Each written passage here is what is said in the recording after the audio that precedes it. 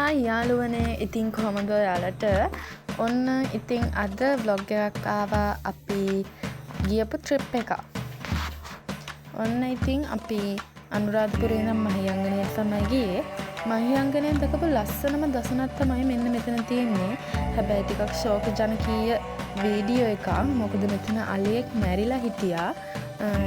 ඔයාලට පේන්න ඇති වීඩියෝ එකෙන් අලි රංචුවක් ඉන්නවා එතන. ඒ අලරංචු ඉන්නේ ඒ මැරිච්ච අලියව තනි කරන්න බැරි නිසා. ඔන්න ඉතින් ඔහොම අපි යද්දී අපිට හම්බ වෙනවා සොර බොර වැව. ඉතින් මේ තියෙන්නේ සොර බොර වැව. අපි උදේට කන්න නතර කරේ මේ සොර බොර වැව ළඟ. ඔන්න ඉතින් ඔහොම ඉද්දි අපි ගියා දුම් හිඳ දිය ඇල්ල බලන්න. මේ තියෙන්නේ දුම් හිඳ දිය ඇල්ල. ඉතින් මාරම ලස්සන තැනක් තමයි දුම්හිඳ දිය ඇල්ල.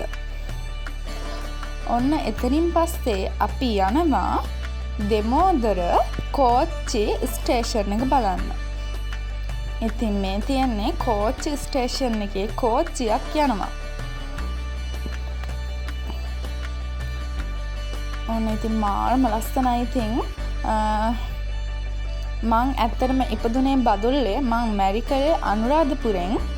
ඉතින් මං මැරි කළා බදුල්ල ට්‍රිප් එකක් ගියා. ඔන්න ඉතින් ඒ මතකයන් තවත් අලුත් වුණා. ඔන්න ඊට පස්සේ අපි ගියා කුඹල්වෙල මහමෙවුනා අසපුව බලන්න. ඉතින් දැන් ගොඩාක් ලස්සනට හදලා තියෙන්නේ මේ කුඹල්වෙල මහමෙවුනා අසපුව.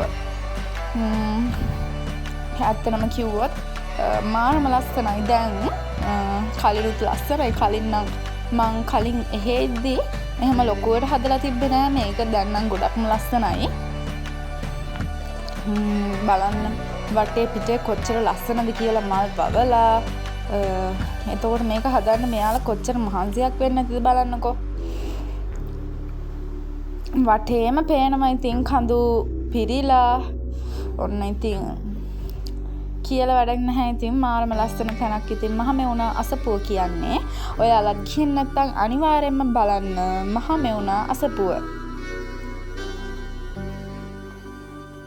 ඔන්න ඉතින් අපිට පොකුණක් හම්බ වුණා එතන යද්දී. මේක මං කලින් යද්දී එහෙම ලොකුවට හදලා තිබ්බේ නෑ.